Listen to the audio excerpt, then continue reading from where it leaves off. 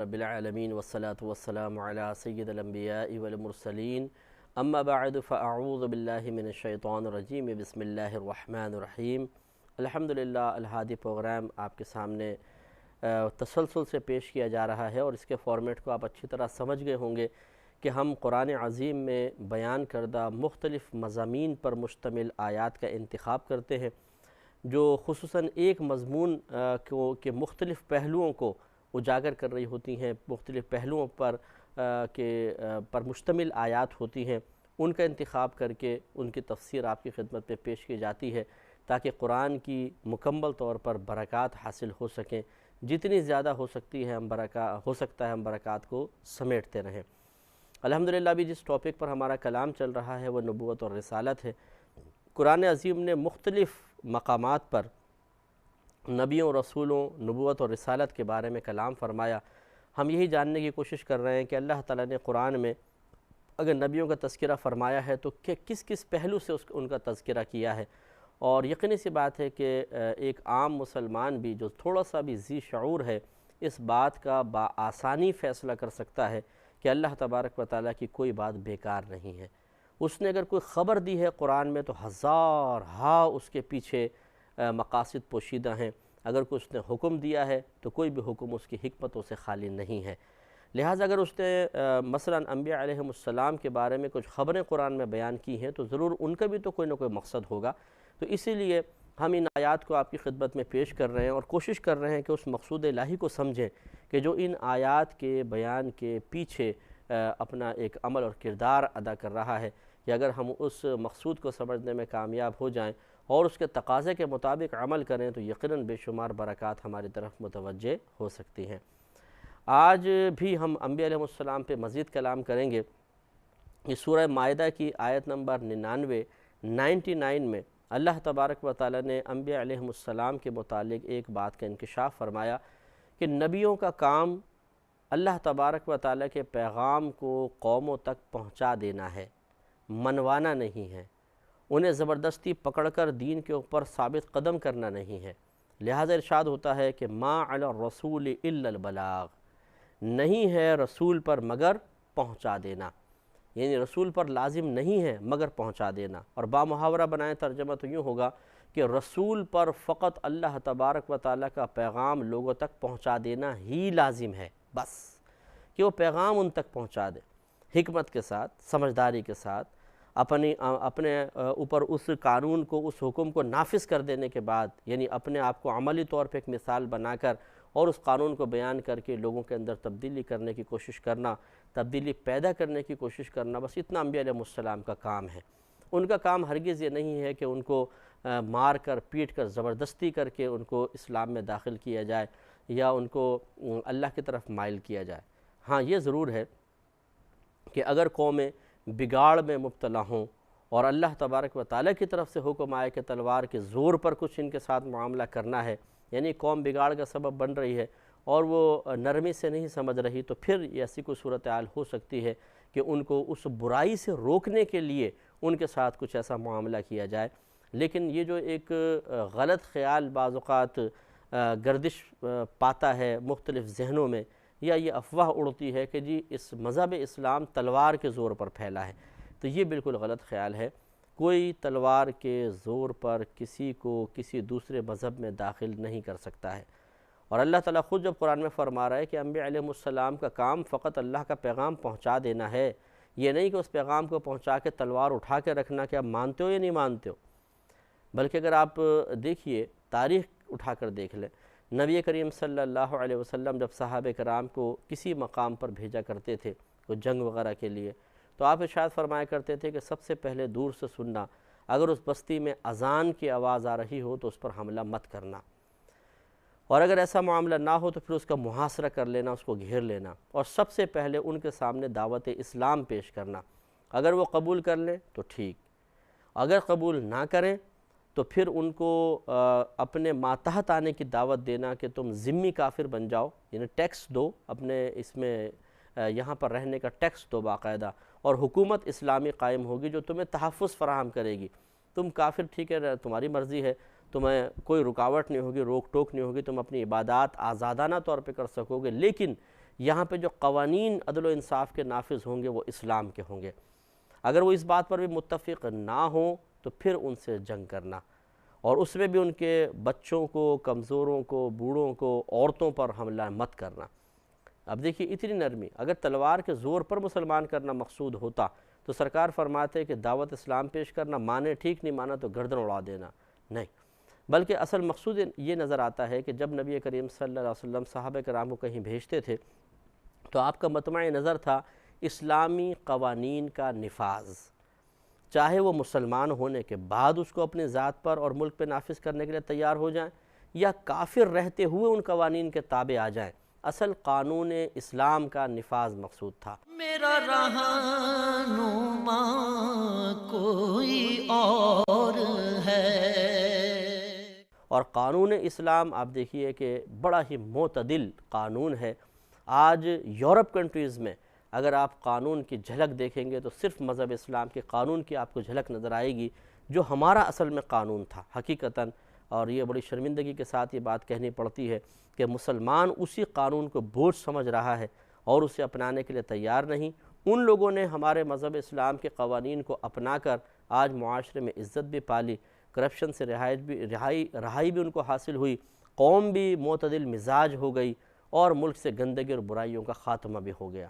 وہاں بھی برائی ہوتی ہے، اس کا انکار نہیں ہے، لیکن اس برائی میں اور ہمارے یہاں ہونے والی برائی میں زمین آسمان کا فرق ہے، اور زمین آسمان کا مطلب کمی بیشی کا معاملہ ہے۔ اگر غور و تفکر فرمائیں تو یہ بات کو چھپی ہوئی نہیں ہے۔ تو لہٰذا معلوم یہ ہوا کہ انبیاء علیہم السلام کا کام فقط پیغام پہنچانا ہے۔ اس سے اب ہمارے وہ مسلمان بھائی اور بہن بھی درس حاصل کریں کہ جو تبلیغ دین کا فریضہ سر انجام دیتے ہیں، اور وہ یہ چاہتے ہیں کہ جب ہم کچھ تبلیغ کرتے ہیں تو سامنے والے پہ لازم ہے کہ وہ ہماری بات مانے، چاہے زبان سے نہیں کہتے، ایک ذہن کے کسی گوشے میں یہ بات پیوست ہوتی ہے،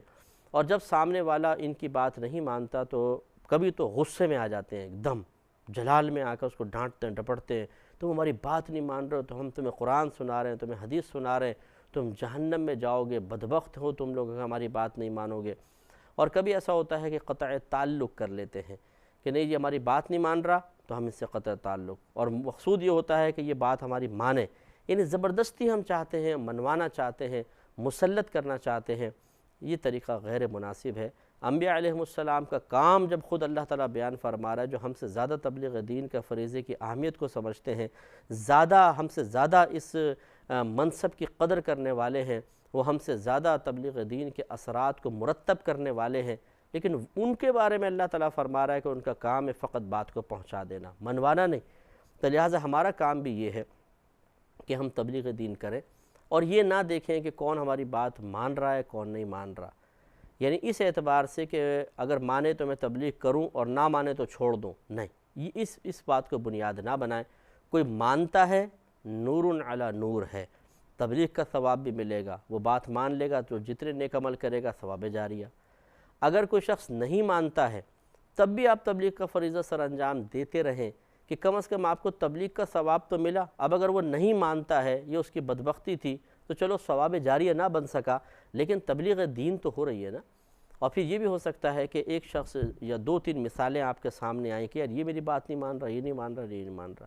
بہت سارے سننے والے ہوتے ہیں، ہر ایک کی لائف تو آپ کے سامنے پوری کی پوری نہیں ہوتی نا، ہر ایک تو اپنی سوچ آ کر نہیں بتاتا، ہر ایک آپ کی اس اسپیچ کو سننے کے بعد، آپ کے بیان سننے کے بعد اپنے اندر پیدا ہونے والی تبدیلی کا تذکرہ تو آپ کے سامنے نہیں کرتا۔ ہو سکتا ہے بہت سارے انہی میں سے اٹھ کر گئے ہوں، بظاہر بے پرواہ سے نظر آئے، آپ کا بیان غور سے نہیں سنا، لیکن یہ ہماری خود میری زندگی کا تجربہ ہے۔ یہ ایک انسان بظاہر معمولی طور پر ایک بات کو سن کے اٹھ جاتا ہے، لیکن حقیقتاً وہ معمولی طور پہ نہیں سن رہا ہوتا، اس کے دل میں وہ بات بیٹھ جاتی ہے، اس کے دل پہ چوٹ لگ چکی ہوتی ہے اور وہ اپنی لائف کو بالکل چینج کر لیتا ہے۔ یہ الگ بات ہے ہمیں پتہ ہی نہیں چلتا۔ کتنی دفعہ ایسا ہوا ہے کہ بہت سے لوگوں نے کافی عرصے بعد کہا کہ ہم نے آپ کی فلاں بات سنی تھی، اس کے بعد ہماری زندگی میں تبدیلی آئی، ہم نے نمازیں شروع کر دیں، ہم نے گناہ چھوڑ دیے، فلاں گناہ سے توبہ کر لی، بہت عرصے بعد پتہ چلتا ہے۔ تو اس لیے اچھی طرح یاد رکھیے کہ اگر کوئی بات مانتا ہے بہت اچھی بات، نہیں مانتا تبلیغ دین نہیں چھوڑنی چاہیے، اور نہ یہ ذہن بنانا چاہیے کہ ضرور میری بات مانی جائے۔ اگر نہیں مانیں گے تو پھر ہم غصہ ہوں گے یا مطلب سامنے والے کو ڈانٹیں گے، ڈپٹیں گے، جھڑکیں گے اور اس کو اپنے ساتھ بات کرنے کے قابل بھی نہیں سمجھیں گے۔ نہیں، یہ غلط طریقہ ہے۔ ہمارے نبی کریم صلی اللہ علیہ وسلم نے مسلسل تبلیغ فرمائی، اگرچہ کفار کی طرف سے ہنسی، مذاق، ٹھٹا، نظر انداز کرنا اور اس کے بلکہ تبلیغ کے جواب میں بہت زیادہ زیادتیاں کرنا بھی چلتا رہا۔ اگر اللہ تبارک و تعالیٰ آپ کو منع نہ فرماتا کہ حبیب آپ ان کو تبلیغ کریں، کوئی فائدہ نہیں ہے، ان کے دلوں پہ مہر لگ گئی ہے، تو سرکار نے بعض کفار سے اپنی توجہ کو ہٹا کے دوسروں کی طرف مبذول کی، لیکن جب تک اللہ تعالیٰ کا حکم نازل نہ ہوا سرکار مسلسل تبلیغ فرماتے رہے۔ تو لہٰذا ہم پر تو کوئی ایسا حکم نازل نہیں ہوا نا کہ فلاں فلاں فلاں کو تبلیغ کرنا چھوڑ دو اس لیے کہ وہ تمہاری بات کبھی بھی نہیں مانے گا۔ ہمیں چونکہ اللہ تعالیٰ کی طرف سے خبر نہیں ہے تو ہمیں تو ہر ایک سے امید قائم رکھنی چاہیے کہ آج نہیں تو کل، کل نہیں تو پرسوں، پرسوں نہیں تو ترسوں، کبھی نہ کبھی تو یہ بات مان ہی لے گا۔ اس لیے کوشش میں تسلسل درکار ہے، استقامت درکار ہے، دوام، استمرار ہونا چاہیے، پابندی ہمیشہ کی ہونی چاہیے، اس کی برکات ضرور ظاہر ہوں گی۔ اور میں کبھی کبھار سمجھاتا ہوں کہ دیکھیے اگر بالفرض ہماری گورنمنٹ یہ اعلان کر دے یا کوئی شخص اعلان کر دے کہ اگر آپ تبلیغ دین کریں گے، سامنے والے کو بیان کریں گے تو آپ کو مثال کے طور پر ایک دفعہ آپ نے تبلیغ کی تو 5,000 روپے ملیں گے، چاہے سامنے والا مانے نہ مانے۔ ہاں اگر مان گیا تو 10,000 روپے ملیں گے۔ تو اب آپ سوچئے کہ اگر ہم کہیں پر جاتے ہیں، کوئی ہم نے تبلیغ کی اور کوئی بات نہیں مان رہا تو کیا ہم تبلیغ چھوڑیں گے؟ نہیں، بلکہ ہم کہیں گے کوئی بات نہیں مان رہا، اپنے تو 5,000 ملیں گے، ہمیں کیا مانو نہ مانو۔ ہاں کوئی مان لے گا زیادہ خوشی ہوں گے کہ چلو اب 10,000 ملیں گے۔ تو یہی معاملہ یہاں پر ہے کہ جب اللہ تبارک و تعالی نے تبلیغ دین کا ایک ثواب اور ایک فضیلت کا بیان فرما دیا کہ جب تبلیغ دین کریں گے تو ہمیں ثواب ملے گا، درجات کی بلندی کا سامان ہوگا، ہمارے گناہوں کا کفارہ ہوگا۔ میرا رہنما کوئی اور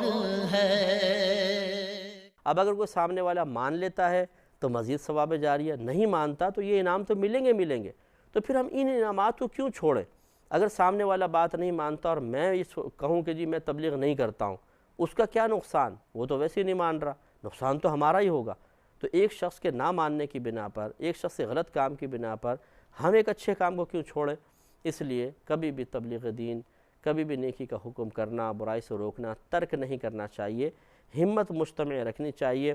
اور اسی قصد و ارادے کے ساتھ کہ ہمارا کام بیان کرنا ہے، منوانا نہیں ہے، ہمارا کام لوگوں کا ذہن تبدیل کرنے کی کوشش کرنا ہے، ان پر مسلط ہو جانا نہیں ہے۔ آپ تبلیغ ضرور کریں لیکن ان کو زبردستی کسی طرف مائل کرنے کا اللہ تعالیٰ نے ہمیں چونکہ مکلف نہیں بنایا تو زبردستی مائل کرنے کی کوشش نہ کریں۔ سورہ یونس کی آیت نمبر 47 میں اللہ تبارک و تعالیٰ نے ایک بیان فرمایا کہ ہر امت پر رسول کو بھیجا گیا ہے، گویا کہ کوئی امت ایسی نہیں رہی کہ جس کی طرف کسی رسول کو نہ بھیجا گیا ہو۔ اس کا یہ یاد رکھیں کہ امت سے مراد صرف انسان ہی نہیں ہوتے، جنات بھی ایک امت ہے اور پرندے بھی ایک امت ہیں، یعنی قوم ہے۔ تو ہر قوم کی طرف اللہ تبارک و تعالیٰ نے انبیاء علیہ السلام کو بھیجا ہے۔ یہ الگ بات ہے کہ چرندے درندے پرندے ایک امت کی حیثیت تو رکھتے ہیں لیکن ان کو اللہ تعالیٰ نے مکلف نہیں بنایا،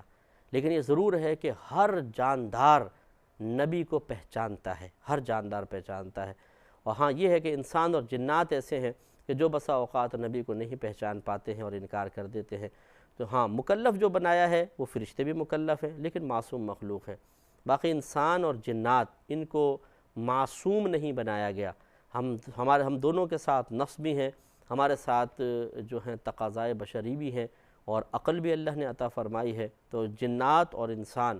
ان کو خاص طور پہ اللہ نے مکلف بنا دیا ہے اور ان کے ساتھ عقل اور نفس کی صورت میں ایک آزمائش بھی رکھی ہے۔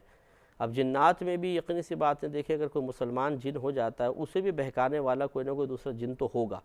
اس جیسے کہ انسان کے ساتھ جب بھی انسان پیدا ہوتا ہے تو نبی کریم صلی اللہ علیہ وسلم نے فرمایا کہ ایک فرشتہ اور ایک شیطان اس کے ساتھ پیدا کیا جاتا ہے۔ فرشتہ تمام زندگی نیکی کی دعوت دیتا رہتا ہے اور شیطان اسے برائی کی دعوت دیتا ہے۔ تو لہٰذا اسی کا بیان اللہ تعالیٰ یہاں فرما رہا ہے کہ وَلِكُلِّ أُمَّةٍ رَسُولٌ، اور ہر امت کے لیے ایک رسول ہے۔ فَإِذَا جَاءَ رَسُولُهُمْ، پھر جب آتا ہے ان کا رسول، قُضِيَ بَيْنَهُمْ بِالْقِسْطِ، تو ان لوگوں کے درمیان انصاف کے ساتھ فیصلہ کر دیا جاتا ہے۔ وَهُمْ لَا يُظْلَمُونَ، اور وہ ظلم نہیں کیے جاتے ہیں۔ مطلب کہنے کا یہ ہے کہ پہلی بات تو یہ کہ ہر امت کے لیے ایک رسول ہے، اللہ تبارک و تعالیٰ نے ہر امت پر ایک رسول بھیجا ہے، لہٰذا کوئی بھی آ کر میدان معاشر میں آ کر یہ نہیں کہہ سکتا کہ جی ہمارے پاس کوئی رسول نہیں آیا تھا تو ہم کیسے ایمان لاتے۔ ہر ایک کے پاس اللہ نے رسولوں کو بھیجا ہے یا رسولوں کے اثرات ان لوگوں تک پہنچائے ہیں۔ دوسری بات یہ کہ جب کسی قوم تک کسی رسول کو اللہ تعالیٰ نے بھیج دیا تو پھر ان کے درمیان انصاف کے ساتھ فیصلہ ہوتا ہے، کوئی ناانصافی نہیں ہوتی۔ جو کہنا ماننے والے ہوتے ہیں انہیں انصاف سے انعامات عطا کیے جاتے ہیں، جو تکذیب کرنے والے ہوتے ہیں، انبیاء علیہ السلام کا رد کرنے والے ہوتے ہیں، انہیں جھٹلانے والے ہوتے ہیں، ان کے خلاف کام کرنے والے ہوتے ہیں، ان کے تبلیغ کی راہ میں رکاوٹ ڈالنے والے ہوتے ہیں، اللہ تبارک و تعالیٰ انہیں یا تو عذاب میں مبتلا کر دیتا ہے یا تھوڑی مہلت دیتا ہے اور پھر آخرت میں ان کی گرفت ہوگی۔ انصاف کے ساتھ فیصلہ ہوتا ہے۔ معلوم یہ ہوا کہ جب کوئی نبی دنیا میں تشریف لے آیا، کسی امت میں مبعوث فرما دیا گیا تو اب تو فیصلہ ضرور ہوگا اور انصاف کے ساتھ فیصلہ ہوگا، یا ان کی تباہی کا اور یا پھر ان کی نجات کا فیصلہ ہوگا۔ لہٰذا اب یہ ہمارے نبی کریم صلی اللہ علیہ وسلم سب سے آخر نبی تشریف لا چکے، اب اور مزید کوئی نبی نہیں آئے گا، لہٰذا ہمیں بھی غور و تفکر کرنا چاہیے کہ ہمارے درمیان بھی انصاف کے ساتھ فیصلہ کیا جائے گا، یا تو دنیا میں اگر اللہ تعالیٰ چاہے اس طریقے سے کہ انسان کی شامت اعمال کا بدلہ انفرادی طور پہ اس کو دے دیا جاتا ہے۔ یہ اس امت کا خاصہ ہے ہمارے نبی کریم صلی اللہ علیہ وسلم کے قدموں کی برکت سے کہ ہم پر کبھی بھی اجتماعی عذاب نہیں آئے گا، ہم سب اجتماعی طور پہ ہلاک نہیں کیے جائیں گے جیسی پچھلی امتیں بعض اوقات پوری قومیں زمین میں دھسا دی گئیں اور ختم کر دی گئیں یا ان کو بندروں اور سوروں کے شکل میں بدل دیا گیا۔ ہمارے ساتھ ایسا معاملہ نہیں ہوگا۔ اللہ تعالیٰ فرماتا ہے کہ وَمَا كَانَ اللَّهُ لِيُعَذِّبَهُمْ وَأَنْتَ فِيهِمْ، اے حبیب کریم صلی اللہ علیہ وسلم، اللہ تبارک و تعالیٰ کی یہ شان نہیں کہ ان کو عذاب میں مبتلا کر دے حالانکہ آپ ان کے درمیان موجود ہیں۔ تو حقیقتاً یہ ہمارے نبی کریم صلی اللہ علیہ وسلم کا صدقہ ہے کہ اللہ تعالیٰ نے ہم سے عذاب کو دور کر دیا ہے، یعنی اجتماعی عذاب کو۔ لیکن یہ ہے کہ میں نے جیسے عرض کیا کہ انفرادی طور پہ ایسا ہو سکتا ہے کہ اللہ تبارک و تعالیٰ کسی شخص کے شامت اعمال کا نتیجہ دنیا میں دکھا دیتا ہے۔ ہاں یہ ضرور ہے کہ آخرت میں گرفت بہت زیادہ ہوگی۔ جو